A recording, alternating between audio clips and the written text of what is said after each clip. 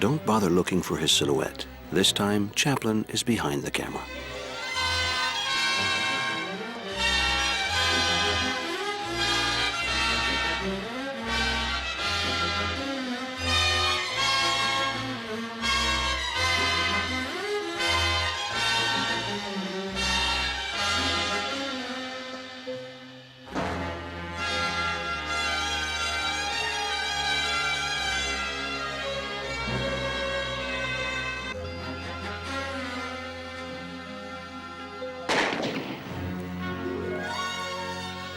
A Woman of Paris was made in 1922. It was Charlie Chaplin's first production for United Artists, which he had founded 3 years earlier with Douglas Fairbanks, Mary Pickford, and D.W. Griffith. Chaplin was then 33 and had long considered the idea of directing a dramatic motion picture. The story concerns two young people engaged to one another and who, separated by a cruel twist of fate, meet again in Paris a few years later. Though Jean has remained faithful to his artistic aspirations, Marie has become the mistress of a debonair but cynical man about town, Pierre. Chaplin immediately saw this film as a watershed in his career, so that's why for once he decided to put aside his beloved tramp costume and not act in the film. Edna Purviance, who was his real-life companion and his partner in half of his earlier films, played the female lead. Chaplin based the film's story on the confidences of a certain Peggy Hopkins Joyce. The term gold digger was coined in honor of Peggy around 1920. A dancer friend of Peggy's, herself one of the Ziegfeld girls. After she divorced her first millionaire with $1 million settlement, she became a Ziegfeld girl, from which strategic launching she went on to net, believe it or not, 4 more millionaire husbands in rapid succession. In 1922, she arrived in Hollywood bent on a film career. When she visited Charlie's studio, he was intrigued by this former country girl and self-made woman of the world. They were inseparable for a couple of weeks. They even took a trip to Catalina Island. And Hollywood gossip marked Chaplin as Peggy's 6th conquest. But Peggy was soon to realize that Charlie was not to become one of her more profitable ventures and moved on to more promising quarry. It was Charlie who gained from the liaison, which he was to describe as bizarre but brief. Peggy had given him the idea for his next film. Originally, Chaplin intended to call his film Public Opinion and then Destiny. He even considered a good dozen other titles before settling on A Woman of Paris, making it clear that his film was in no way intended as a satire of the American way of life. Still, when the film was released in 1923, the public stayed away and several states banned it on grounds of immorality. 80 years on, A Woman of Paris, an unjustly underrated film, represents an important milestone in the history of motion pictures and remains a benchmark for many filmmakers. I can tell you exactly what I remember. It must have been 1923 or 4. I knew quite a lot about films, but only in a very superficial and the way the ordinary public thinks about films. And then I saw that Chaplin had made a film in which he wasn't appearing, called A Woman of Paris, and I was absolutely knocked flat. Because suddenly the whole medium grew up before my eyes.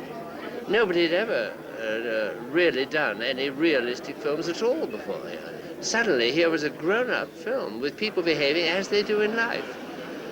And scenes treated with an enormous sophistication, like the sequence I always remembered of all my life was the sequence where Monjou comes into the flat and she's furious with him and with life and everything and throws her pearl necklace out of the window and he roars with laughter.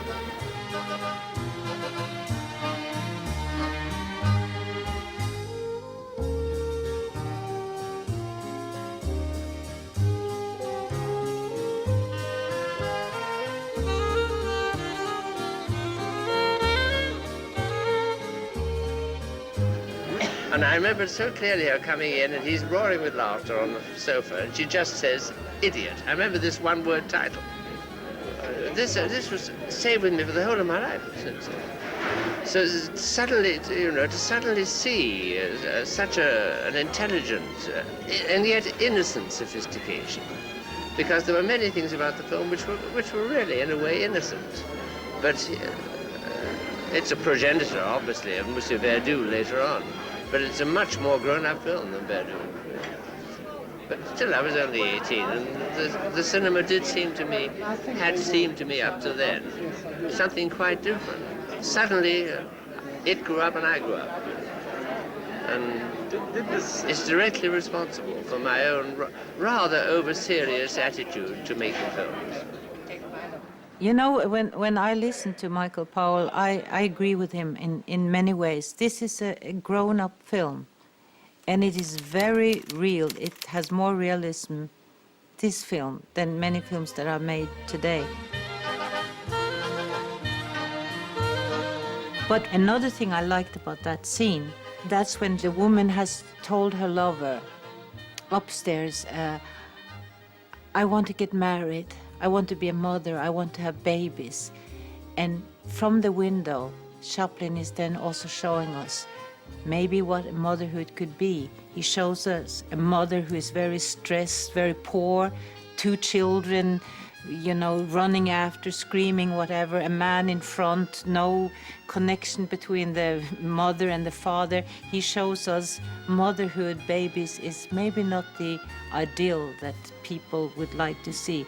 And this is so original to show from a window, from the point of view, very seldom, I would think, in these days, maybe it's the first time it's done, to show the reality of life while we, the audience, and the 2 main characters of the movie are watching from the window. I like that a lot.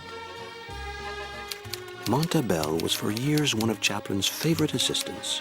In his new film, I heard him say he wanted to explore the limits of the expressiveness he'd experienced through 8 years of film work.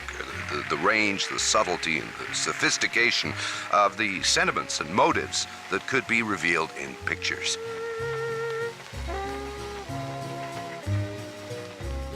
I was struck by the film because it was real. I didn't really remember that Chaplin had this in him. I've seen so many movies where he has been the main character. Now I see a film and he's not in it at all. And I see the same thing as he did in his persona. I see a man who directs a film where he shows the good side of a human being and the bad side. He doesn't show heroes and he doesn't show horrible people. He just shows us what a human being is like. And even today, again, you don't see that in movies. They're either very good or very bad in most movies. And that's what impressed me with this movie, that Chaplin shows us, just like Bertolt Brecht did, you show one side of a person and then you show the other side. And that is what makes a person interesting. During Chaplin's brief liaison with Peggy Hopkins-Joyce, Peggy had pointed out in a restaurant Adolphe Menjou, the actor, as having the perfect Parisian style. And as I was friendly with Menjou, I recommended him to Charlie. I discovered that Chaplin had the habit of lunching on Hollywood Boulevard at Armstrong Carlston's or at Musso and Frank's. Menjou was one of the few actors of French origin in Hollywood at the time. I made a point of arriving for lunch at the same restaurant and the same times as Chaplin, always wearing an elegant outfit I reckoned would give the impression of a boulevardier. This in itself didn't surprise anyone. Hollywood restaurants at the lunchtime are regularly filled with movie actors in makeup and costume. It was more conspicuous, I have to admit, when I asked a waiter loud enough for Chaplin to hear for fresh escargot in white wine sauce. Either this play acting or a reel of one of my films persuaded Chaplin to interview me at last. This in itself was unusual, cause Chaplin usually hated to interview actors because he felt so bad afterwards if he could not give them the job. He seemed to find me okay for the part, but was somewhat startled by my salary demands.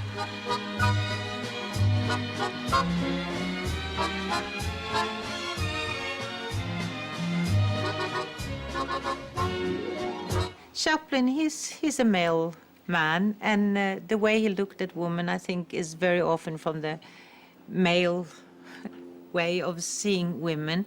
But in this movie, he went in with great interest and looked at women. There are two main characters there, the mother of the artist and Mary, the woman whose destiny we follow, and they do change, and he cares about them, and he shows their good sides. He follows why they are good, why they make good choices, and at the same time he shows very negative things with them. He shows the mother, crying to make her son make very bad choices, giving the son guilt so he will deny the woman he wants to marry, actually driving her son to suicide. It's two women who drive one man to suicide, and over his body, when he's dead, they understand it, and their hands find each other.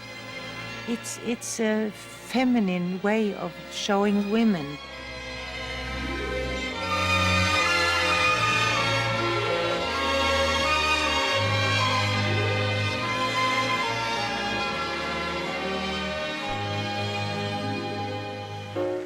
I remember shooting began on November 27th, 1922, and continued for 7 months. Even in this elaborate feature, Chaplin worked without a script. It's a fact which already surprised commentators at the time. But in fact, by the time he came to shoot the film, the scenario, worked out over the preceding months in masses of notes, was so precise in Chaplin's mind that a normal screenplay would have been superfluous, even a distraction. And it shows that Chaplin, once on the set, worked with confidence and precision. We had a basic idea of the story. Then we would do the incident every day. We'd shoot for 3 or 4 days, then lay off for 2 weeks and rewrite and perfect it and rehearse it and rarefy it. Charlie had the patience of Job.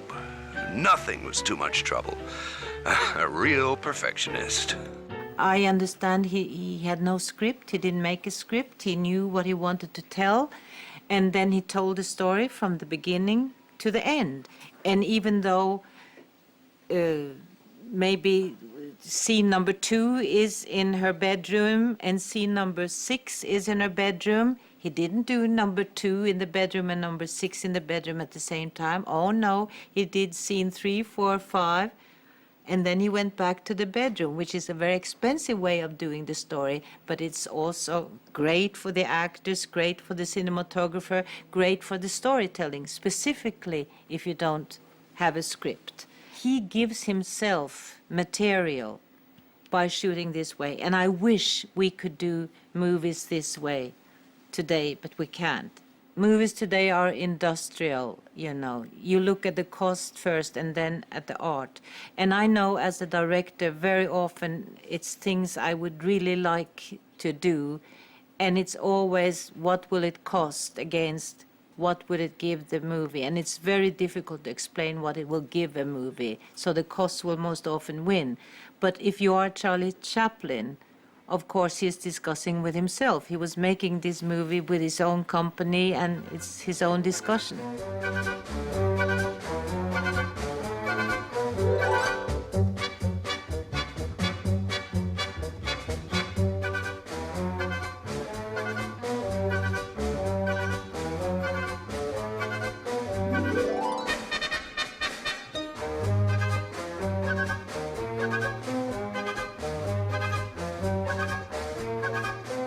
I have to admit, not until we started shooting did I begin to realize that we were making a novel and exciting picture.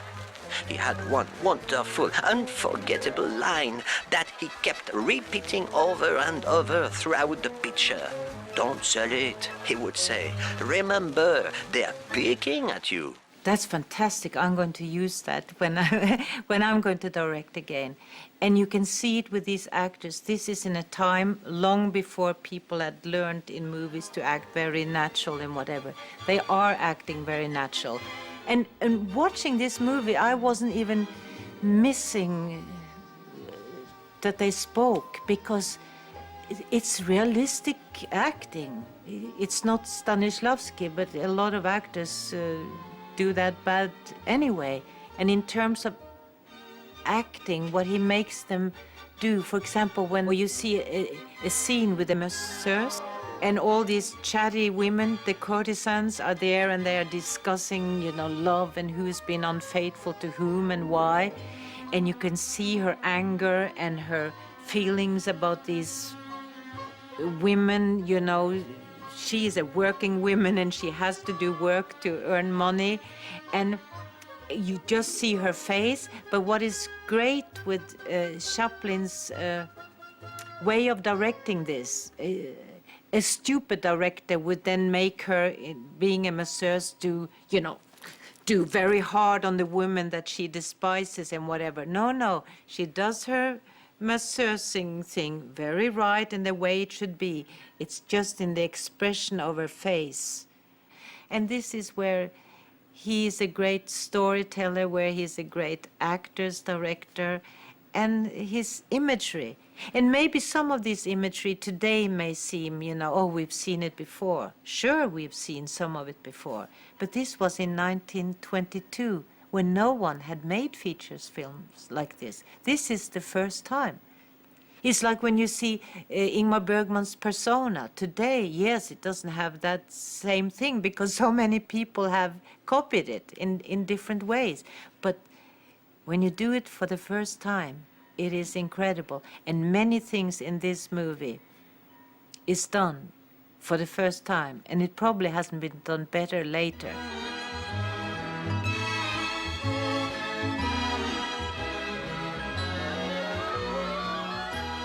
Because of the censorship boards in various states at that time, Charlie had to indicate the relationship between the two main characters in a way that would not be obvious or offensive.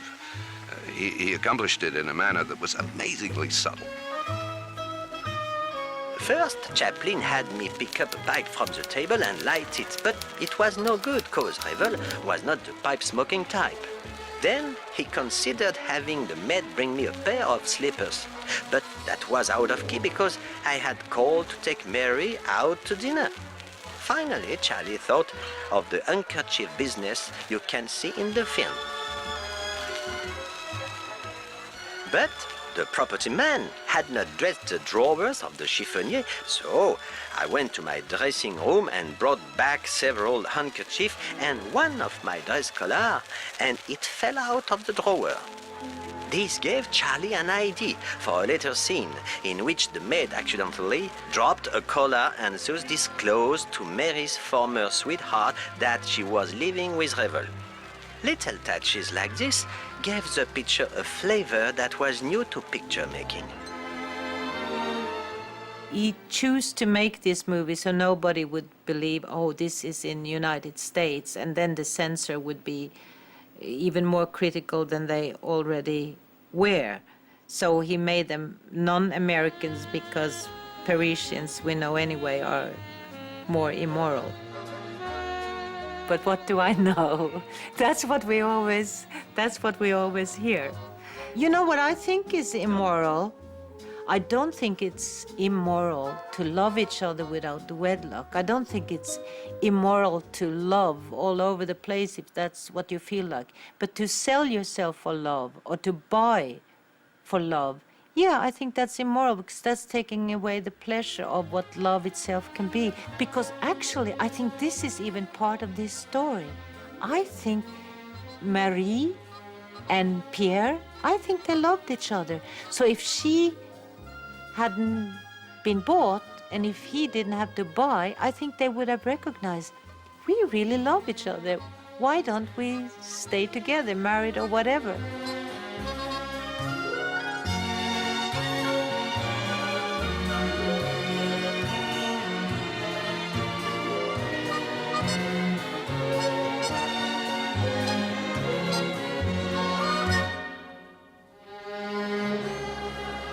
The brief sequence of the railway station, which has a place in film history. Raleigh Tutherrow was the chief cameraman for Chaplin's finest films. It was filmed between 11 p.m. and 6 a.m. on the night of November 29th to 30th. That innovation, which aroused so much admiring comment when the film appeared, was in fact dictated by economy. The scene required Marie to stand on the station as the fateful train for Paris arrives. In order to save trouble and the expense of simulating a French train, I simply cut apertures to represent the windows of a train in a 10-foot piece of board, and then I had it drawn across the front of a powerful spotlight. The light cast upon Marie's face appeared like the reflection from the lights of a moving train. That effect was done in 8 takes only. Hey, did you notice that Charlie makes a brief appearance in that scene as a clumsy porter? I liked what this movie shows towards the end, when it's fade in and fade out from scenes, what is happening at the same time. And this is when Marie has told her lover, number 2, Pierre, it's over. And lover number 2, who smiles, what does he care? And does he really care? And it shows through a long night what happens with Pierre and what happens with her. It's fade in and fade out, and it's happening at the same time for both of them. It's like it's the page of a picture book.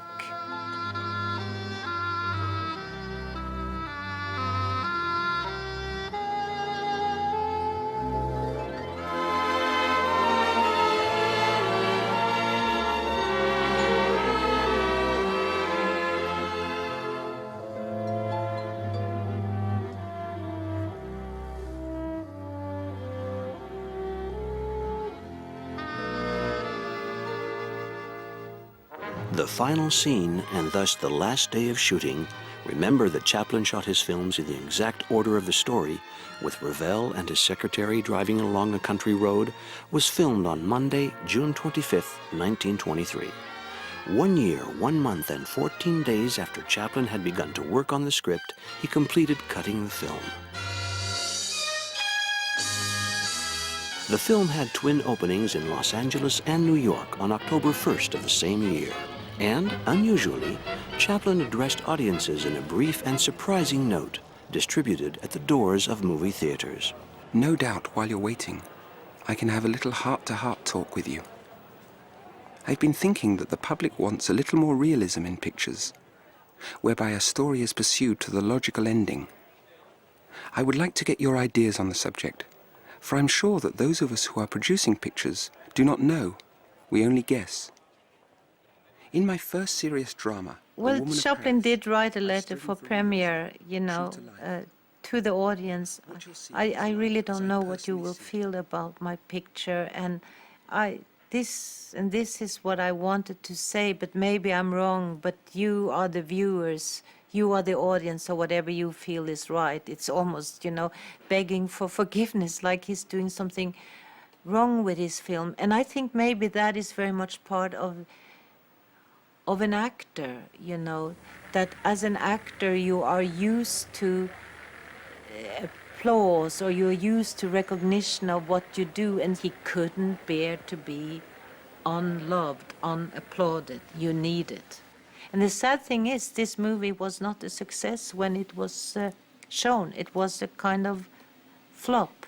And I think only today will we really recognize how marvelous it is, how good it is. And you watch it and you don't feel you are back in 1922. You just see a different way of making films, but it's made by a genius. Moment of the time. However, if I have failed in my effort to entertain you, I feel it will be my loss. Nevertheless, I enjoyed making it, and sincerely hope you will enjoy seeing it. Sincerely, Charles Chaplin.